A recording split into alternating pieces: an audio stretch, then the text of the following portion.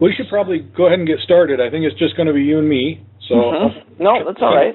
Keep this a little short and to the point. Right. No, certainly. So, real quick, can you see my PowerPoint presentation? Absolutely. Starts with technical communication. Yep. So we kind of talked about that last time, and we talked about AutoCAD, well, non-parametric versus parametric, and that you guys are doing parametric. I think that's what you should be doing, but according to the official tag, this is really a non-parametric class. So we went through all of that, and then well, here's something I added. Let me go back here.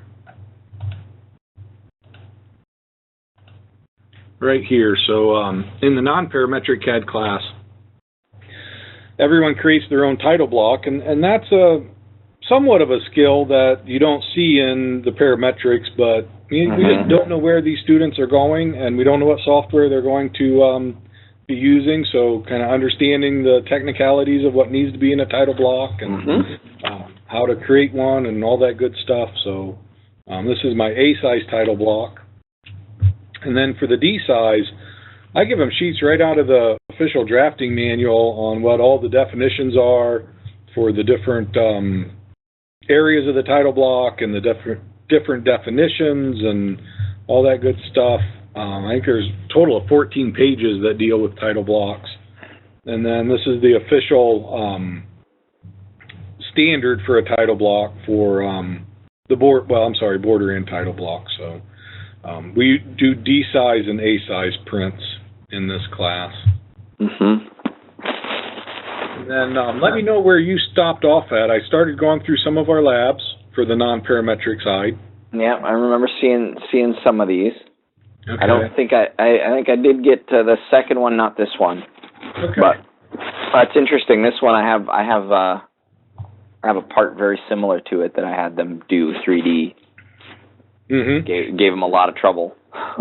Right. Well, for this one in the non-parametric world, I'm trying to reinforce snap commands, and this is a great one for tangent, because everything's tangent here, so 3 circles and you can get a lot done. But in the parametric world, this is a perfect application of the tangent constraint, which is I don't know about you, but in the parametric world, I have a hard time getting them away from dimensions and into constraints. They want to dimension everything.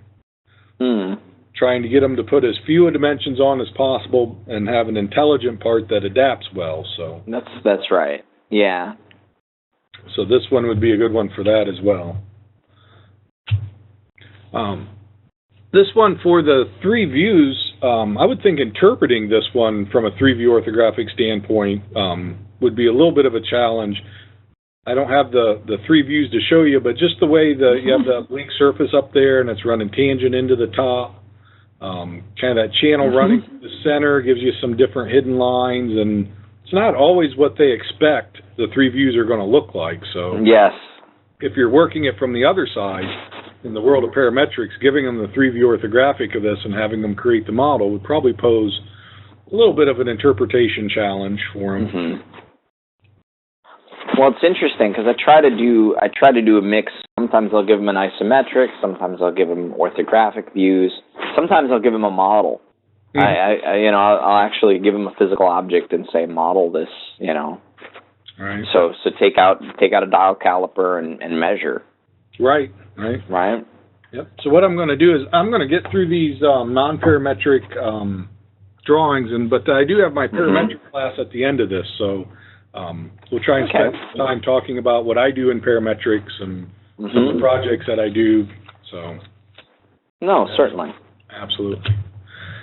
This is a really interesting part. It's a cylindrical body, and on the face of that, there's a channel that runs through. There's a center mark on there that kind of obscures it a little bit, but when you think about the top view of this part, the way the hidden lines are and the object lines for where that groove or channel runs through there create some real interesting setbacks for those hidden lines. And universally, if you don't warn them, everybody gets it wrong. They assume that top view is a rectangle with a couple of hidden lines, and it's really not. has some very small details that give them a little bit of a challenge. But so yeah, in the non-parametric class, they get this dimensioned isometric, and they have to develop the orthographic. So they usually get this one wrong. This is a little bit more of a. This part has some more features to it, and a lot of these I've intentionally dimensioned poorly, so because I don't want them to give me the same dimensions I gave them. I want them to think for themselves. So I make them a little bit difficult to decipher, and then hopefully I get better dimensions from them. As an example, this 2.5-inch dimension right here for the center of that hole is coming from where this fillet blends into this flat surface. So typically we would never do that in the world of dimensioning. But if they give me this 2.5-inch dimension, then I know instantly they aren't thinking at all on their own. They're just monkey see, monkey do. Yeah, that's right. Right, and this one requires a sectional view that they have to develop to dimension this oblique surface in the center of it, get away from dimensioning the hidden lines. So. This is quite a bit of a challenge for them early on. This part has a lot going on with it, and just the way the cylindrical body at the end, this flat surface, let me get a laser pointer going here. This flat surface does not come in at center, so you get quite a few hidden lines in here, especially with this rip running through there. And you have to transfer a lot from the top to the front to the side to actually figure out where that stuff is.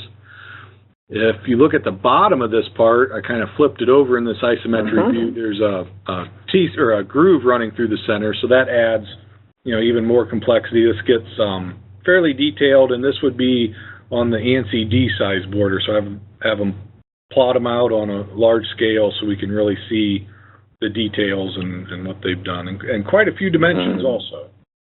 It almost looks like your hole sizes are different top to bottom too. Yes, yeah, they're counterboard. Yeah. So these are incredibly hard to dimension in isometric to fit everything in there.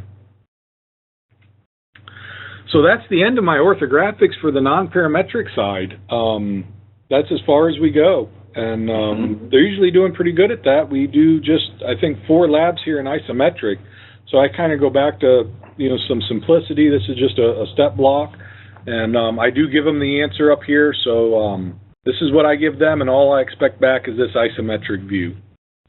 So starting that in AutoCAD. And then this one we do in isometric, and I don't give them the answer to that, so they have to develop. But still a real simple part. This one's getting a little more complicated, but again, it's just isometric.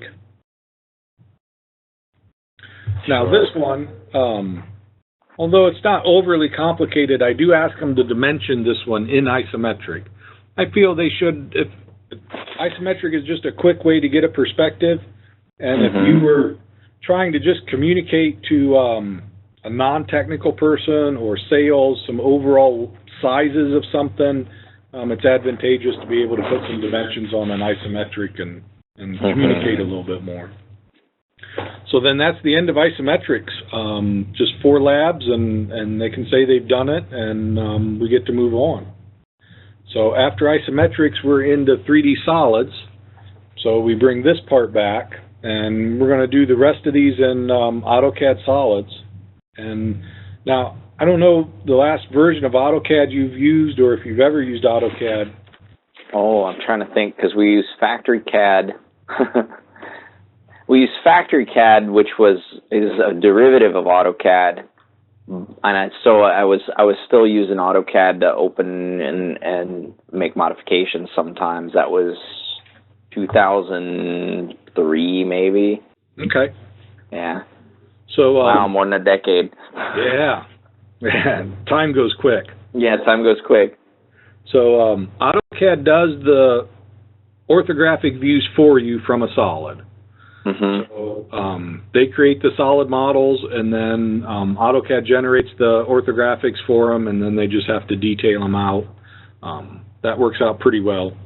So this we're building with just primitives, doing boxes and union or subtraction or what have you. This is another one that we do in solids, and again, I do the crawl, walk, run. So in all my classes, we start off pretty slow and then we ramp it up, give them a chance to do it. I call it the honeymoon period. Anytime we start something new. So now this is an interesting piece from a 3-view orthographic that's very difficult for them to assemble into a solid. Just because there's so many lines and so many little different features, it doesn't actually do anything, but figuring out what that looks like in 3D, we're really starting to develop some spatial visualization here. And that's part of the goal of any program, whether it be parametric or non-parametric. I want to be able to show you a 3-view orthographic and you close your eyes and have a vision of what that part would look like and be able to roll it around in your mind and see all the parts of it. So. It's interesting because as you were talking, you know, that's the first thing I did is, okay, let me look at this thing. What is it? Okay, you know, it probably took me 5 or 10 seconds, and then I'm okay. I got an idea of what this thing is doing. Right. You know, that's what you do as a natural function of looking at this stuff enough is you start creating, you start putting the orthographics together to see what am I really looking at. Yep, and instilling that into our students is a challenge. That's right. But it's something they got to be able to do. So.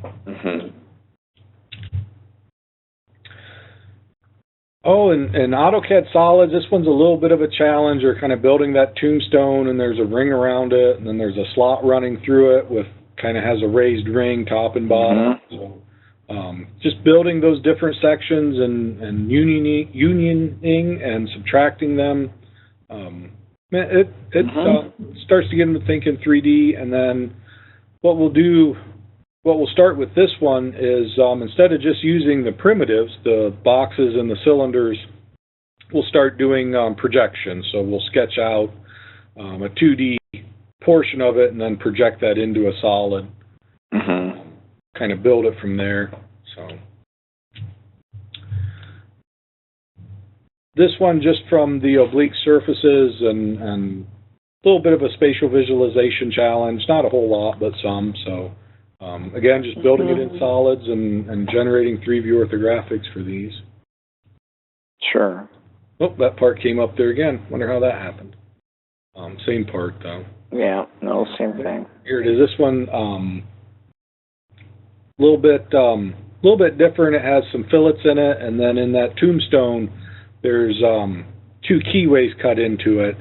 So I'm really trying to reinforce manipulating the UCS, understanding X and Y, being able to do what you need to do, and with that, so doing the orbits and the rotations, this one works pretty well. And that's the end of what I do in the pre-made labs, where I give them a drawing and ask them to reproduce it. In solids, whether it's parametric or non-parametric, I try and get out of that as soon as I can. I give them enough so that they have some comfort level in the software. They know what it can do, they know what it can't do, and they don't know everything yet. So this is one of the projects has worked very well for me. So what I ask them to do is design their own USB memory stick. I want them to have a theme for their design, something that's interesting to them or conversational. And number 3 there, I had to add must be functional in all computers, because they'll come up with some really great designs that you can't actually fit the memory stick in a computer. And won't actually plug in anything. Yep, that's right. So I've had lots of Star Wars ships, the Millennium Falcon, and I'm like, that looks great, but it won't actually fit, and you can't put it in your pocket. So, and then I have the standard, it can't be offensive. But the constraints up there, what we do is I buy memory sticks, and then I break them apart, and I take the chip out. I give them the chip with the port on it. And so they're going to model their own, and then we're going to print them out on a 3D printer, put that memory chip in them, glue them together, and all our students walk around with their own custom memory. Oh, that's awesome. I love that. Yeah, that's such a great idea. They like it. They like steal it. I'm going to steal it. You yeah. Just wait. Yeah, no, it's awesome. Yep, and I've had a couple of colleges ask me for this because everybody's got 3D printers. And they're really cool at first, but then what do you actually do with them?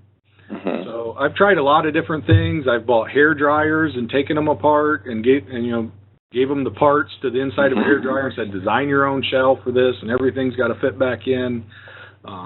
That's a pretty aggressive project. I find this one, for the first one, just works extremely well to get them kind of in that mood of designing, because they're just not used to designing something on their own. And so that's why I try and get out of the pre-made stuff as much as I can. No, that's great. So, and you're not making them design a fuel nozzle that they have no concept of what its purpose is, right? Yeah, right. I like it. And then another project that for the 3D printer that I use in my parametric class is everybody's got a smartphone, and at the college level, they all have smartphones, but nobody has an alarm clock. So I ask them to design a stand for their phone that they can sit on their nightstand or on their dresser that'll hold their smartphone up, and they can use an alarm app. And I have some constraints on it. First of all, the charging cable, we're just going to use a charging cable you plug into the wall, and it's a free cable, but I want it contained in the stand somehow so that when you unplug it from your phone, it doesn't just fall onto the floor, that it's always there at the stand. And they tend to like that one too. Some people do it for their smartphone, some people do it for tablets, but I ask them to give it some kind of theme and think outside the box a little bit. I mean, anybody can create a cube with a groove in it. I'm asking them for more than that, and then we 3D print those out, and then that works pretty well in the world of 3D printing. So,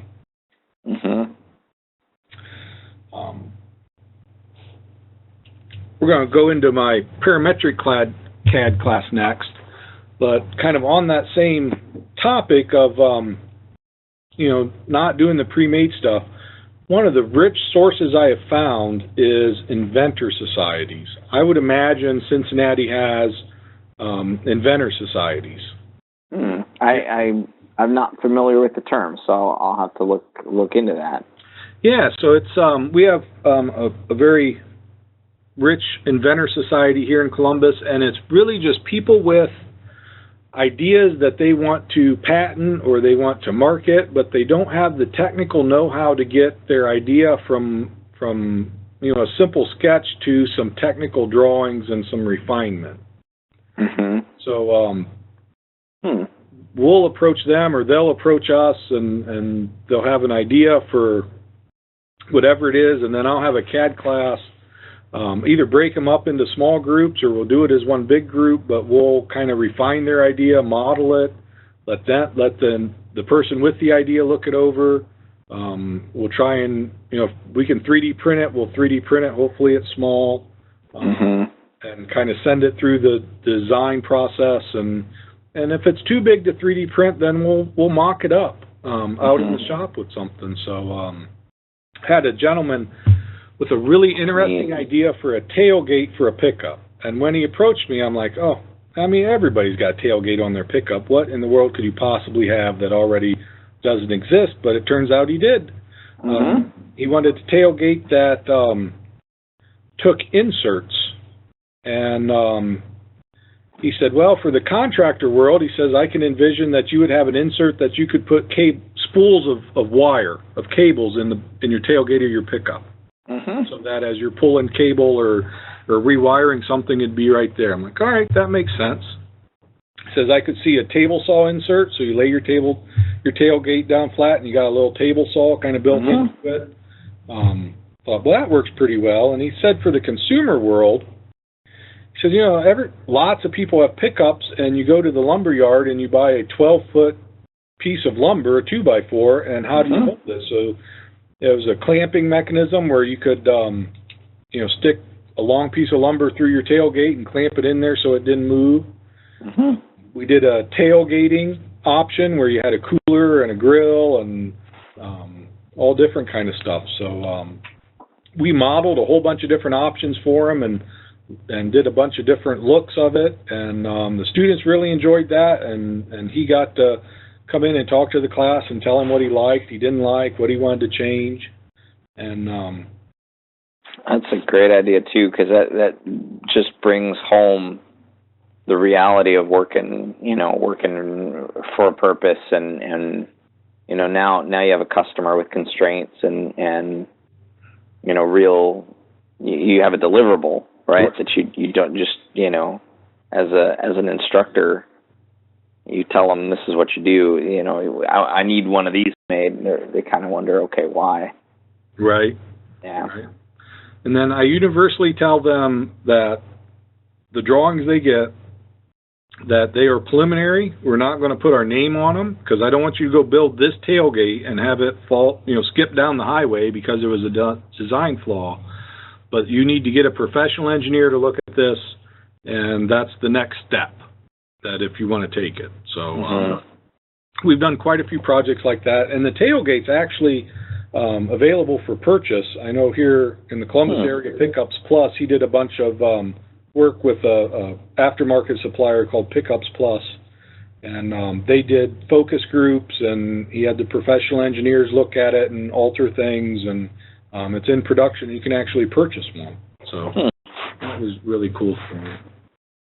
So we've done quite a few things like that from the Inventor Society. I was surprised at how many people, just average people with, they see a problem or an opportunity, and they have a idea for it, but they just can't get past a rough sketch on a napkin. So well, it makes sense. I mean, that's those are skills that not everybody has. That's what we're right. What we're doing, right? I mean, and even access to software. I've never. It's always been tough to take 3D software home. Right. And how do you do it? Who has a copy of Solid Works that they're on their home computer just to play around with it? I mean, right, yeah, absolutely. The price point is just too high for normal people. Yep. Now, as an educator, you get it for free. So, right. Hey. Yeah. Now, Autodesk, they can. Well, students can have it at home, but the general public, they have to buy it. So another project that's in the works and kind of in that area for 3D printing, and Rob Speckert's actually participating in this at a level. Had an idea for, I was at Rapid conference up in Detroit, Michigan for rapid prototyping and 3D printing. One of the things they had there was a professional slot car track for slot car racing. You remember the slot cars? Oh, I worked at a hobby store in the 80s. I remember that. Yeah. Sure. Well, it turns out that's still a big deal. There's lots of hobbyists around who race slot cars and whatnot. So I had a couple of CAD classes look at initially how we could design our own slot car track, so that ultimately the idea is that we would have a track you could race on, slot car chassis ready to go, and the CAD classes would design and 3D print their own bodies for the slot cars. Sure. Yeah. Then race them. So we kind of took that. It's a big project, and we did the initial kind of what ifs, and we did some slot car bodies to make sure that it worked well and it was doable within a class, and it was totally doable within a couple of weeks. But some of our students here at Columbus State graduated, and they went on to Miami University, and they're in their senior design class, and they decided to take up the challenge of actually building that slot car track. So it's going to be portable. You'll be able to put it in the back of a box truck and easily get it through standard doorways and assemble it together rather quickly. But my idea was, I want that here for Columbus State, but I think that's going to work well at the high school level. Locally, we could take that track to a high school and we could take some of the cars that our students have done, and our students could race, and the high school students could race. Oh, that'd be neat. And you could get a whole community going where you have it's a thing that people can participate in, and right, and all to promote design and understanding of software. Yep, it's a 3D modeling challenge, and in the world of parametrics, you can do flow analysis because at the speeds that these cars are going, there is downdraft, there is weight advantages and disadvantages, and all of that stuff. That's right. It's I think it's going to be cool, and I'm hoping that possibly the Board of Regents or the Department of Education may pick this up, and we could have one in every region of the state, so that Cincinnati could participate, Toledo, the small communities that could have a real thing going here. So I'm hoping. I love it, Shane. Yeah, that's neat. I mean, the rage these days, they do a lot of like VEX competitions and robotics competitions, and so you see a lot of parts that are getting made for those kinds of things, where they're adding custom parts and you're designing for these robotics competitions that are everywhere. But something like that, it's just another one that would be really neat to support. Right. See where it goes. And the nice part about this is everybody gets to do one. So it's not just one person or one group doing it. It's and it's just one project in a class. It's not a huge commitment. It's just a week or two, and I think it's going to work well. Yeah, no, I like it. So let's take a look at my parametric class. That's probably what you're more interested in. Oh, sure. Okay. So I just put a couple of things on here from the syllabus. Oh, wow, that's the wrong one. I'm sorry, I copied the wrong syllabus. That's my machine tools. I'll have to correct that. Apologize. That's all right. Yeah, if you just, I'm sure you can get. Are you sending slides out? Yes, Terry should have attached that. I'll just a correction for that. Send a correction. No worries. Okay. I can read that. Another point. Sure. So, in the world of parametrics, we use Inventor, and I believe you use SolidWorks, correct? Solid Edge, but sure. Yep. So they're all about the same. Flavor of the day, right? As far as that goes. So, my first couple of labs, these are all just one sketch and extrude. So we're crawling right now. So, and I don't even ask them to create the orthographics for this yet. So I have them do a couple of these labs, and then we'll go back and take a look at how do we create orthographics. So I'm trying to limit what part of the software they're really dealing with. And I'm going to concentrate a lot on constraints. So always tell them constraints first, dimensions second. And so I have a lot of similar dimensions up here. The half inch is all over the place. So get your equal constraint out and get rid of the dimensions in your sketch. And in doing that, I constantly tell them it's the constraints and the dimensions. What you're really trying to develop is the design intent. That if the intent of this design was for all of these half-inch dimensions to always be equal, that was part of the function of this part, then you ought not to put dimensions in here. You need to use your equal constraint, so there's one dimension to change, the part adjusts, and the design intent is still valid. And they never really, I mean, they hear that, and I'm not sure they always believe it, but or know how to interpret that, sure. But when they have to go back and edit their own stuff, that's when they start realizing that just dimensioning everything creates huge problems. So, second lab, kind of the same thing, just one sketch, and we can extrude that. The arc up here, getting the center point of that arc to be collinear or horizontal, whatever constraints you want to use with this top surface and getting it centered. So again, you can dimension the heck out of this, or you can apply some intelligent constraints and have this adjust nicely with however you want to do it. So This one just has an angle in it. I'm trying to get them used to sketching. And again, just a single sketch and extrude that, and that part's done.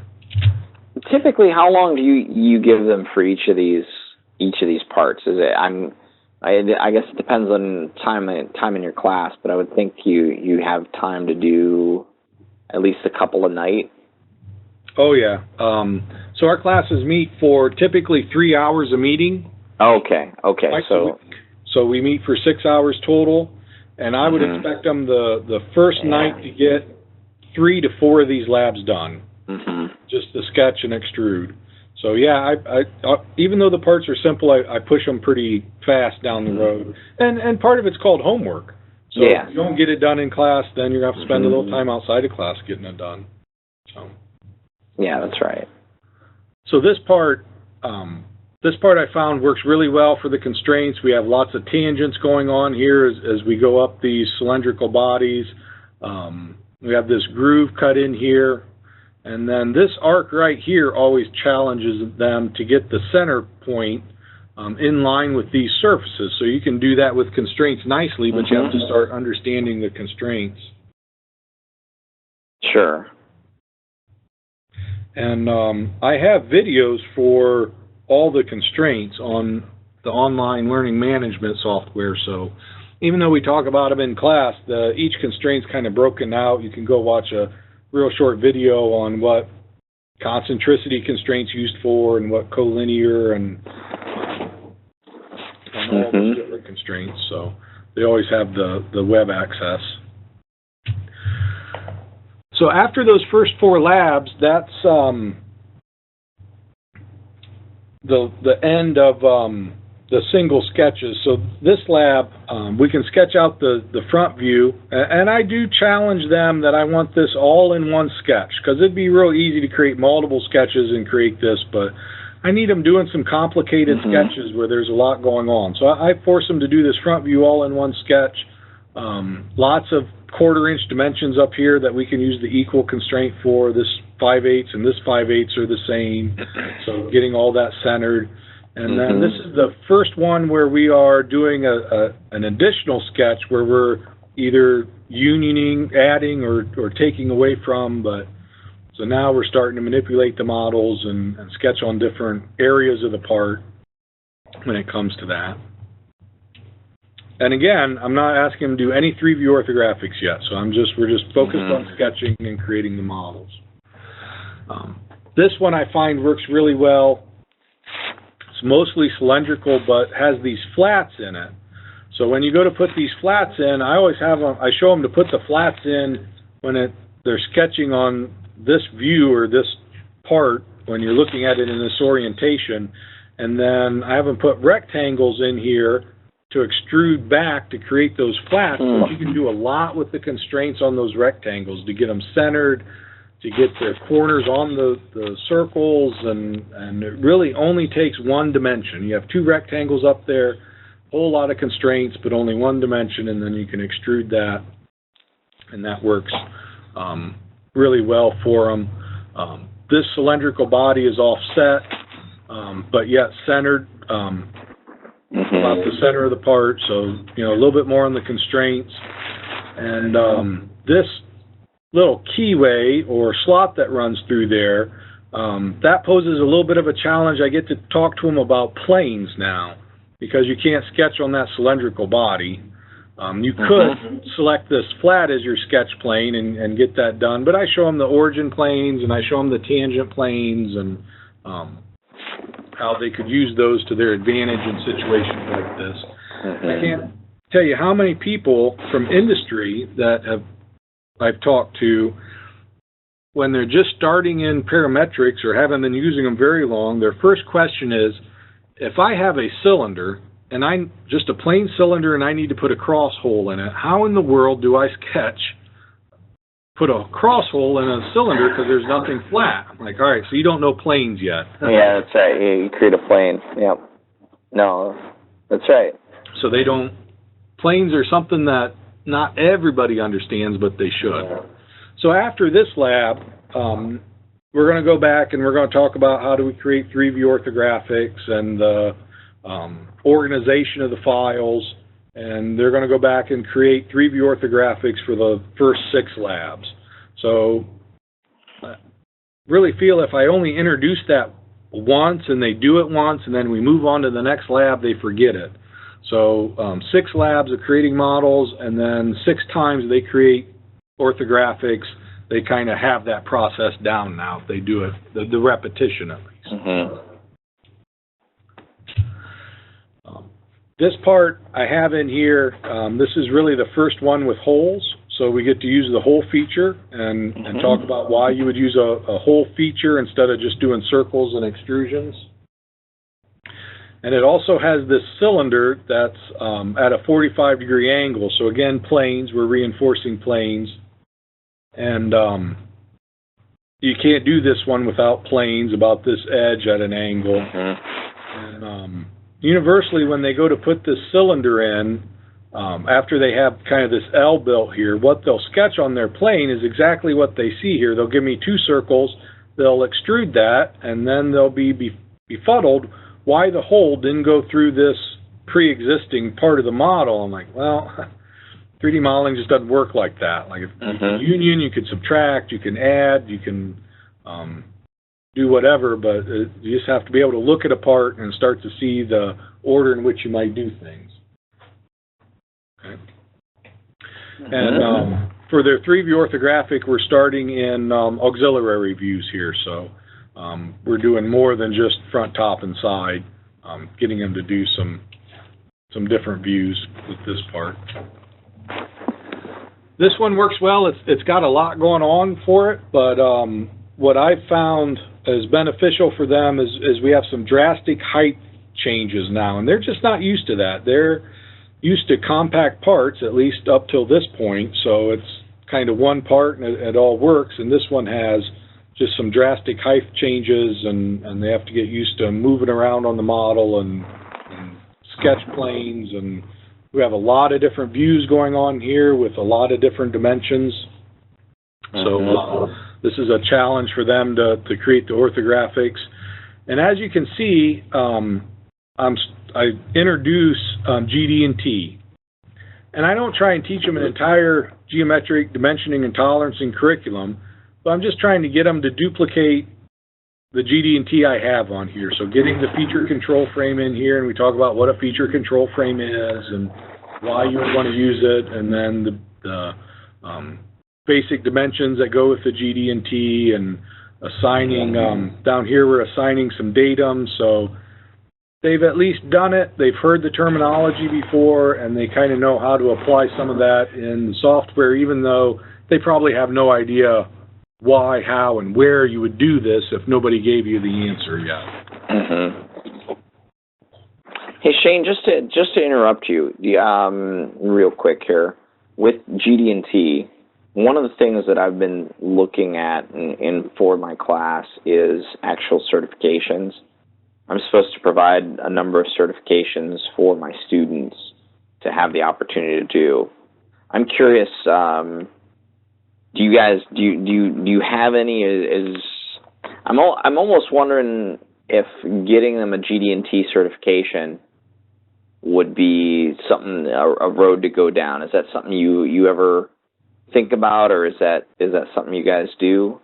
No, we haven't done that, and I haven't really looked into how in-depth that would be, because you hate to eat up the entire curriculum trying to accomplish that one certification, and that's evidently in other areas. There must be a wealth of simple certifications that people can get, especially in the IT world. But in the technical engineering world, there really aren't many. I know it. So, and I don't know if you have the same Ohio Department of Education standards to cover, but yeah, no, the ones that are out there that we certify to are ridiculous. Yep. Yeah, and GD&T is great. Some industries use the heck out of it, and then some industries can't even spell it. So to predict where our students are going to go and what they're going to encounter is just impossible. So we try and get multiple opportunities to see this. And so, for instance, in the machine tools area, in the CNC area, we're going to give them prints with datums and GD&T on them. We're going to go more in depth into this class, but yeah, we're really just starting out and trying to give them a basic understanding.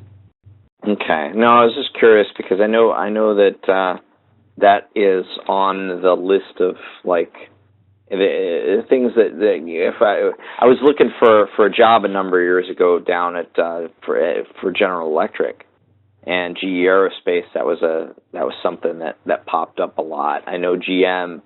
GD&T was big up there too, for them, and so I wondered, how prevalent it was, and if you knew of any certification process to do that. But no, sounds like I haven't found any good ones. Okay.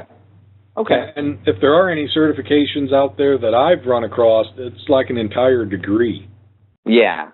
And it doesn't make sense. So. Okay. Now, I will say that Autodesk has, a certification test for their product for their products, whether it be Inventor or AutoCAD, that if you went through a good class, you should be able to pass it. They have different levels. They have, I'll call it the beginning level. I forget what they call it. And I know SolidWorks has the same thing. I don't know about Solid Edge. I've never looked into to see if they have their own certification, but. I was invited to a Solid Edge conference that I think they would have given me all the certification, but I've never seen it be an industry credential. Like, I've never seen anybody asking for it, where the SolidWorks one, I think, is more prevalent. I've never really seen anybody asking for any certifications, really. Sure.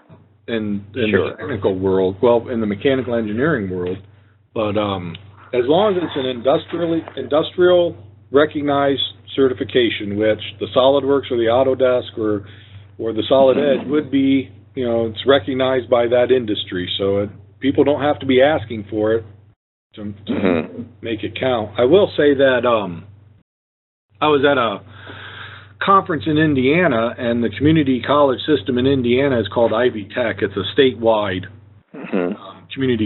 statewide college system, and they're big on the NIMS certification. Sure. Familiar with NIMS? Somewhat. So they have a pretty robust machining curriculum across the state, CNC, and their students can sit for the NIMS certification. I was talking to one of the administrators who had come from the faculty, but now he was administrator for the machining part of the state curriculum, and we were going over NIMS, and I'm kind of just off to the side. I asked him, I said, do you guys get a lot of people asking for NIMS certification? Because I never have anybody ask me for NIMS. He goes, oh, no, we don't. Industry doesn't really care about NIMS. He says what we use NIMS for is it creates uniformity across the state, because we have so many different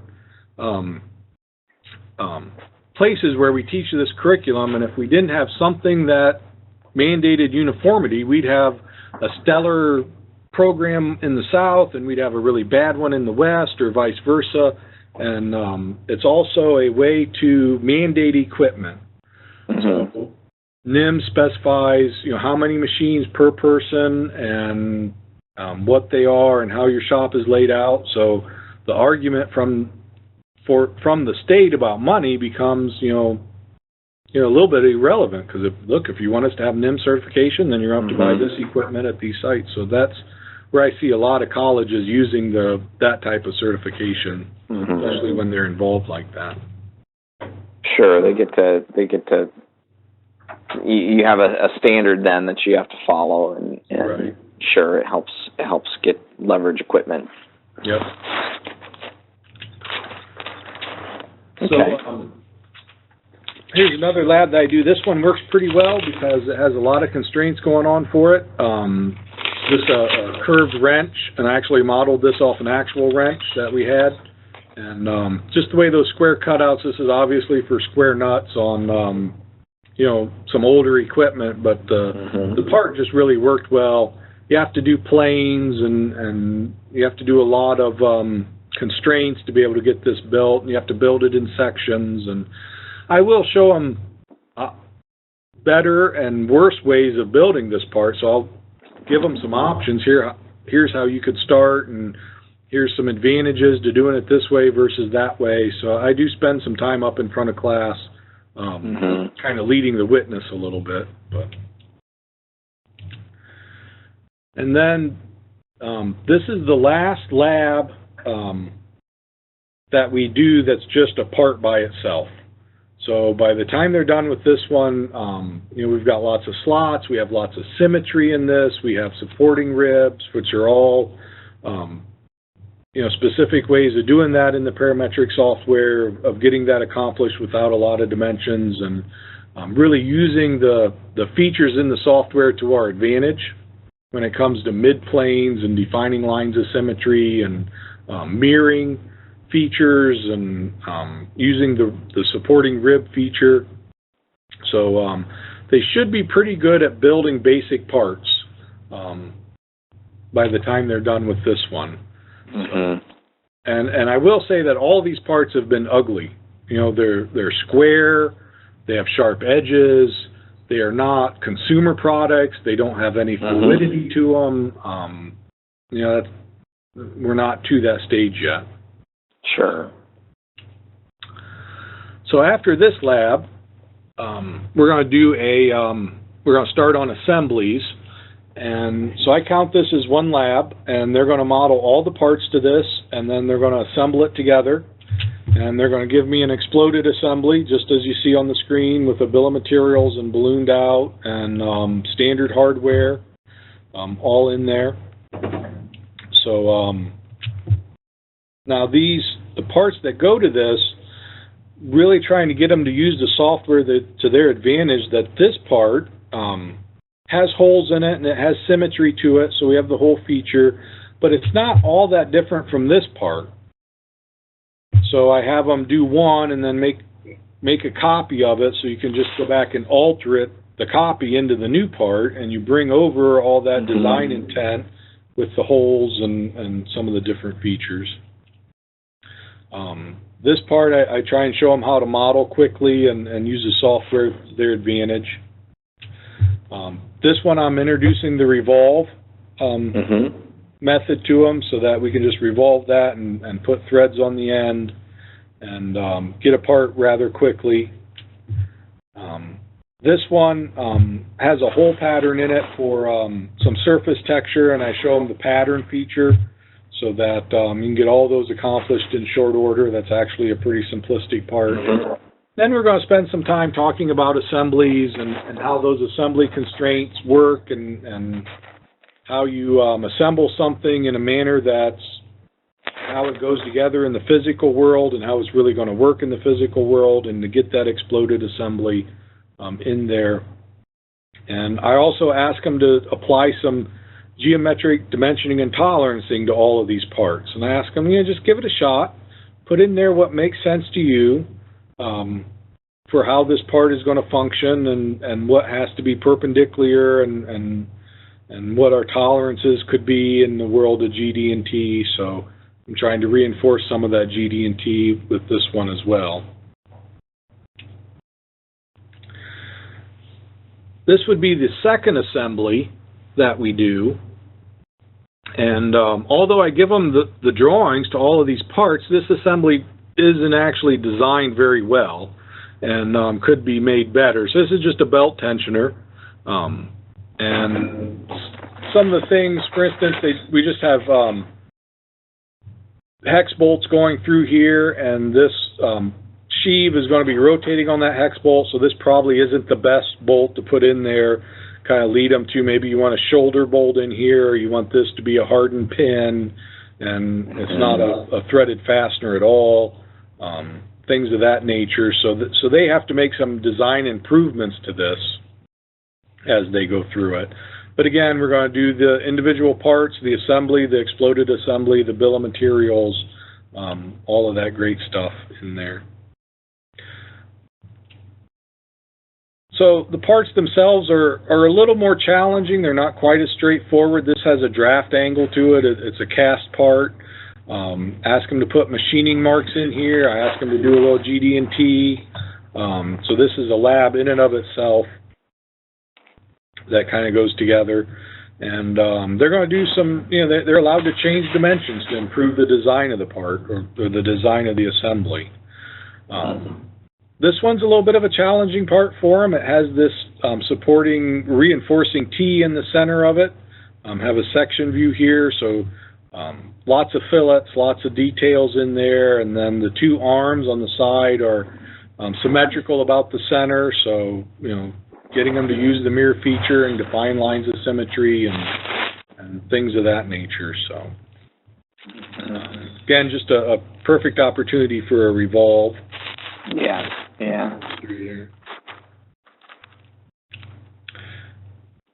And that kind of ends my predetermined stuff where I give them, dimension drawings.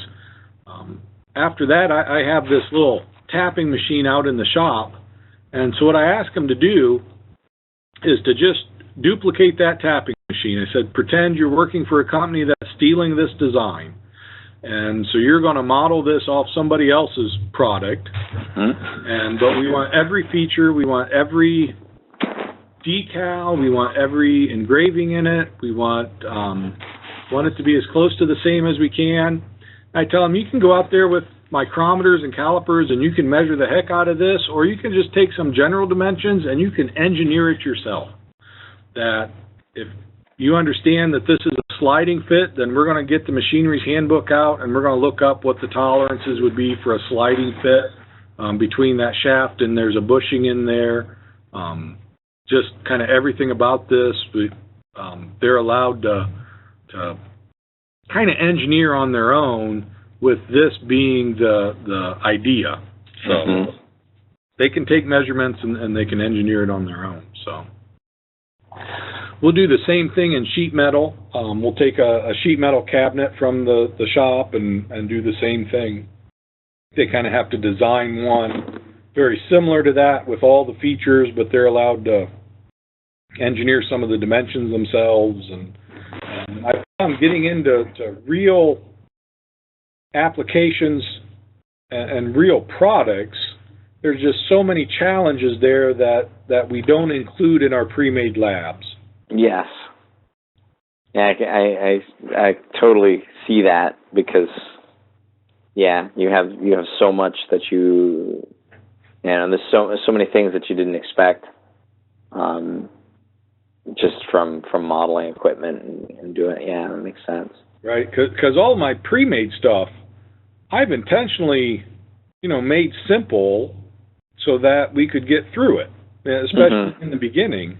And real parts have real design challenges, and most parts are very hard to model in 3D. Most real parts. I mean, you can pick up a block, and that's easy enough. But when you start getting into castings and different things, it can be a real challenge getting the model to look and be the way you want it to be. So.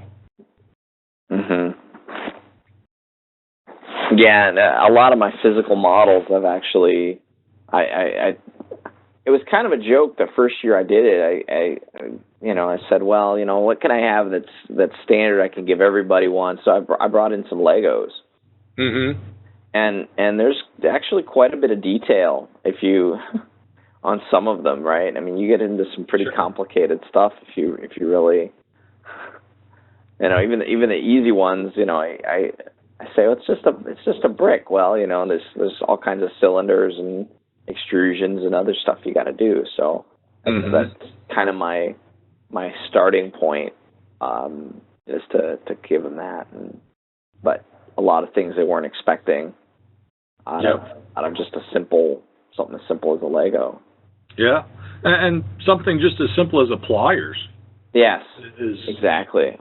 Difficult to model and get the function right. So I'll do that at times. I'll just grab a tool from the shop, whether it be a pliers or wire strippers or something and model that. So well, and that's not the first thing that they there's no way I don't think you could give them that as their first foray into 3D. I mean, they have to build some skills before then. Right, absolutely. Yeah. So this is where we're going to end it today. Okay. We've gone about an hour. I think that's long enough.